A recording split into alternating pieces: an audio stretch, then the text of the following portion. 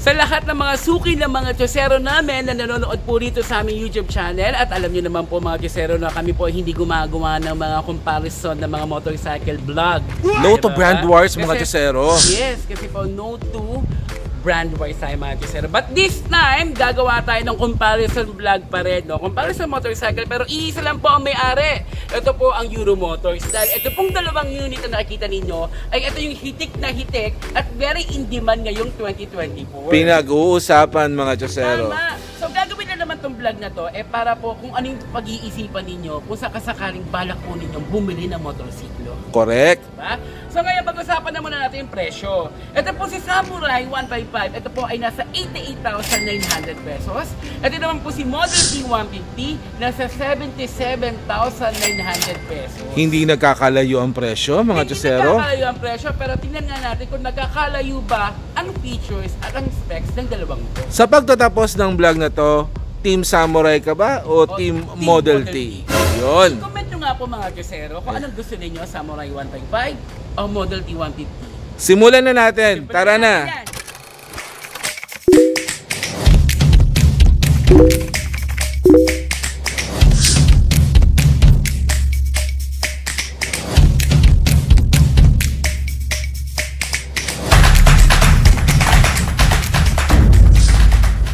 Hello mga Chosero, mga boss, mga paps, welcome back to RG's Alonso Motovlog. Yun, at kung di ka pa nakasubscribe, subscribe na, and don't forget to hit like, share, comment, and hit that notification icon sa channel na nag-start ng pagka-canvas ng motorcycle units, parts, and accessories. And this time, available na rin siya sa TikTok at Facebook.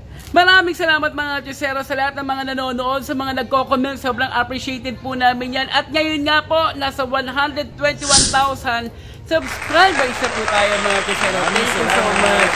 At ngayon nga po, no, meron po tayong isang vlog na gagawin na comparison siya. Pero isa lang po ang may-ari. Isa lang po ang Euro Motor.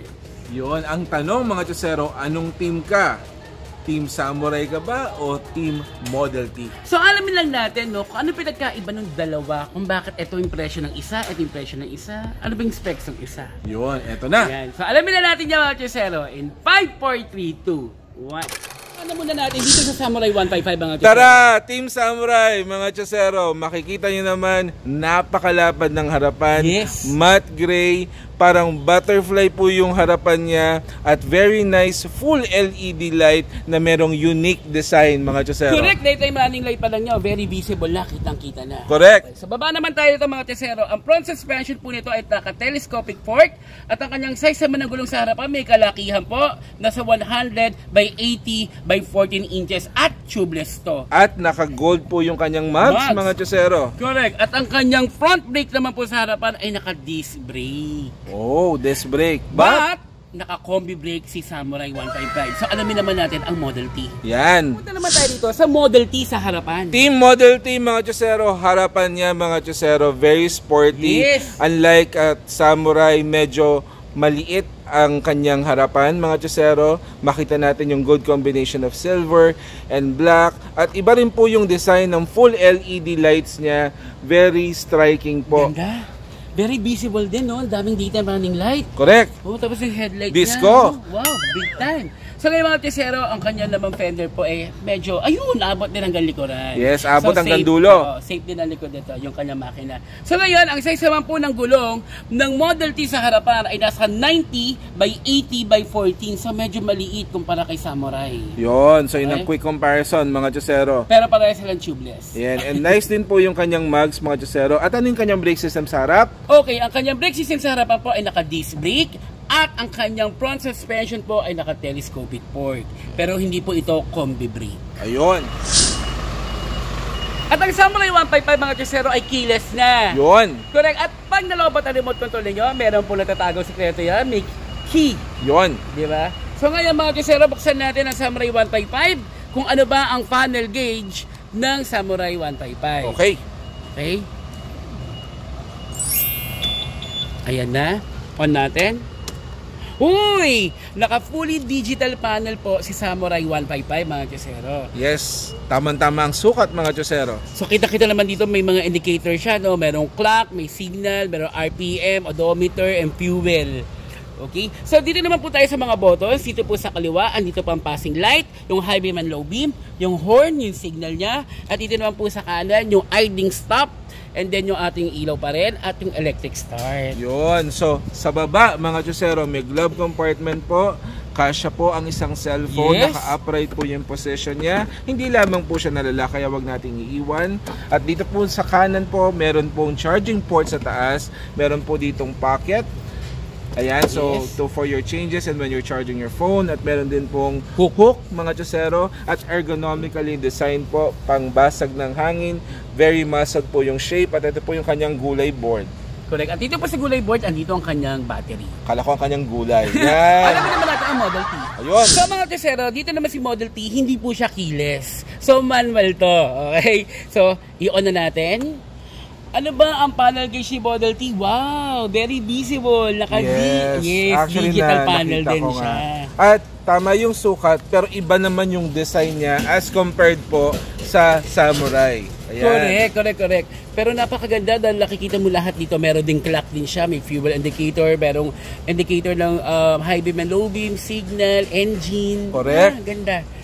At pagdating naman sa buttons, mga Chusero, dito din sa kaliwa, meron din po siyang passing light, meron din pong high beam and low beam, may horn, may signal, at dito sa kanan, meron din siyang idling stop, parehas. So almost No? identical but different design Yes. po yung kanyang panel. Yes. Ayan. Sa ilaw natin, meron din dito sa Model T sa kanan at electric starter siya. Yun. At meron din po siyang pocket. Kaibahan lang po si Model T. Wala pong cover yung kanyang pocket sa may kaliwa. Yes. Tapos hindi po siya naka-upright, naka-slant po. Tingnan natin. Kasya rin po yung cellphone mga Chusero. Oh, pero walang cover. Walang cover mga Chusero. At nandun po naman sa kaliwa ang kanyang charging port compared po dito sa Samurai na nasa kanan. At meron din pong small pocket po dito for your changes.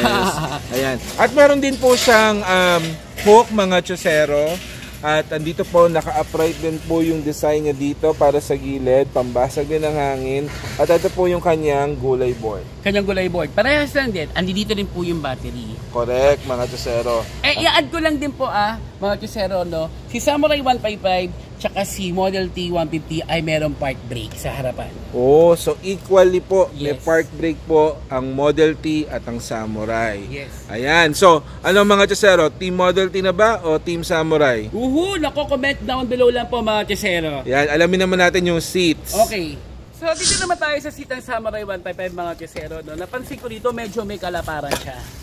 At napakaganda ng leather ng upuan ng Samurai 155. Yeah, so soft finish siya mga Chusero. Meron din po mga designs dito ng Samurai mga Chusero at ample naman po yung foam para sa rider and then sa pylon at then rightfully din naman yung Komportable, size dito para komportable sa Correct. legs mga Chusero. Malapad. Buksan mo na malibag yan. siya. Buksan na natin mga Chusero kung ano ba naman ito. Okay. So dito po sa compartment natin, kasya po dito ang half face helmet. Yan, nice mga Chusero. At ano kaya ang kanyang fuel capacity? Ang fuel capacity ng Samurai 155 ay nasa 6.5 liters. Yun. At yung grab bar niya. Ito yung grab bar niya mga Chusero. So, consistent po sa design and make ng Samurai. Ayan. Ano naman yung logo niya? Naka-M din ba o decals? Naka-sticker mga Chusero. Ayan o. Decals. Ayan, Samurai mga Chusero. Ayan. So ngayon, tingnan natin naman sa Model T. Ito naman ang seat ng Model T mga Chusero. So kumpara sa Samurai, ito medyo rough po yung finish. Ayan, meron po tayong ample size for the rider sa pylon. May igaganda pa kung gusto nyo i-customize mga Chusero. But in terms of the size, almost the same size po ng seat ng Samurai. Buksan na natin. Yan. Ayun. So mga Chusero, kaparehas rin po ni Samurai. Kasya rin po rito ang half face helmet. Okay, at syempre yung fuel niya nasa likod din, kamukha ni Samurai. Ano ang kanyang capacity? Same as Samurai, 6.5 liters. Yun. At ang kanyang grab bar naman mga Chusero, Ganda. patusok compared sa Samurai na may kanto sa dulo. Ayan, ito. Pero very strong yung metal works niya mga Chusero. At sa gilid po niya mga Chusero, ang Model T ay naka Emblem. Ganda, no? Ganda. Very premium looking. Now, tingnan natin yung likuran. Okay. So, dito naman tayo sa likod ng Samurai 155. Kung LED ang harapan, LED na rin ang taillight natin at ang signal light natin. At nakakamangha mga Chusero ang design ng kanyang likod. Napakagandang design, very continuous. At ito rin yung kanyang signal light. Correct. Pag-usapan natin ng size ng gulong sa likuran, medyo malaki talaga siya. Nasa 120 by 70, 14, at tubeless siya. Uy. At ang brake dito sa likuran po ay naka-disc brake mga Chusero. Like what I said earlier, ang Samurai 155 po ay naka-combi brake system. Combi brake mga Chusero. So this, and then tubeless siya. At ang kanyang rear suspension po ay naka-double swing. Naka-double swing mga Chusero. At naka-single shock absorber. Yes. Ayun. With tie hugger. Yes, at ito naman yung kanyang muffler mga Chusero, ang kanyang sporty muffler. Ayan. So ngayon, tignan naman natin yung ano ang meron sa Model T. Yes. So pag-usapan naman natin, yung likod ng Model T, kung naka-LED ang harapan niyan, syempre naka-LED rin yung mga ilaw nito sa likuran. Syempre unique din ang kanyang design. Naka-arrow to at hugis letter T mga Chusero. At wait, pag binuksan nyo, nakita nyo naman maganda yung rehistro ng buong ilaw kapag binuksan. At similar din po sila ng signal light ng Samurai mga Chusero. Tuloy-tuloy na natin. Ituloy-tuloy na natin yan mga Chusero. Ang size po ng gulong dito sa likuran ay naka 100 by 80 by 14. So medyo maliit siya, no? And tubeless. At ang kanyang brake po sa likod ay naka-drum brake. So si Model T, ang harapan niya disc brake at ang likuran niya ay drum brake, pero hindi siya combi brake. Hindi katulad ni Samurai, disc and disc plus combi brake. Yun. At naka single shock absorber mga Chusero. At ito yung kanyang sporty muffler. Correct. So ito po mga Chusero, ang makina ng Samurai 155. 4-stroke, single cylinder, 2 valves, at ang kanyang displacement po nasa 150cc. Ang bore and stroke niya naka 57.3 by 58 mm. At ang kanyang fuel system po ay naka electronic fuel injection. FI. At ang kanyang cooling system syempre, liquid cooled. So ituloy-tuloy pa natin yan yung binibida ng Samurai 155. Ang maximum power nito ay naka 10.8 kilowatts at 8,500 RPM. At ang kanyang maximum torque naman naka 14 Newton meter at 6,500 RPM. Yun, so mga naghahanap ng parang max scooter na may power, ito yun, si Samurai. Correct, sa halagang 88,900 pesos. Big time! Ano naman kaya si Model T? Alamin natin. At ito naman ang technical specs ng Model T 150 mga Chusero. Ito ay 4-stroke, single cylinder, 2 valves, at ang kanyang bore and stroke ay nasa 57.4 by 57.8 mm. At ang displacement nito ay nasa 150cc. Yun. Ang compression ratio nito nasa 9.5:1. At ang fuel system nito ay electronic fuel injection. Ano ang cooling system, Walo? Forced air cooled mga Chusero. So yun ang pinagkaiba na lang ng Yes, Samurai, kasi no? si Samurai liquid, ito is air cooled. Correct. At ang kanyang maximum speed mga Chusero nasa 96 km at 8,260 RPM. At ang kanyang maximum torque naman 11.5 Newton meter at 6,500 RPM. Ayun. Ayan, so nakapili na ba kayo mga Chusero? So team Model T or team Samurai? Ayos. Pero sa mga naghanap ng dimensions, alamin natin baka yung dimensions yung hinahanap ninyo sa motorsiklo. Halika nga, tignan natin yung size. Ayan, pinakahintay yung dimensions. Ang una natin i-check na dimension yung Samurai 155. So ang kanyang dimension 1,950 by 700 by 1,090 mm na may ground clearance na 110 mm na merong dry weight na 108 kg. So kung mapapansin nyo mga Chusero, may kalaparan. May kalaparan at may Si Sam. Si Samurai. So sa mga naghahanap ng medyo muscled looking na malamaxi scooter, ayan, ito po yung motorsiklo na para sa inyo. Ito po yung gilid. Ayan, ito po yung harap mga Chusero. Ayan. So ngayon, alamin naman natin yung dimension na nasa likod ko. Model T. Ayan, so ito si Model T mga Chusero. So ang kanyang dimension 1,980 by 680 by 1,080 mm na may ground clearance na 110 mm na may dry weight na 95 kilograms. So kung mapapansin nyo, compared to Samurai, medyo slimmer version po si Model T. Ayan po yung kanyang gilid at ito po yung kanyang harapan. Yes, tama ka doon. Medyo slim siya, no? Pero pagdating sa comfortability, parehas naman komportable. Yung nga lang, di ba, sabi ko kasi medyo malaki talaga ng konti yun. Pero ito, perfect sa akin, slim.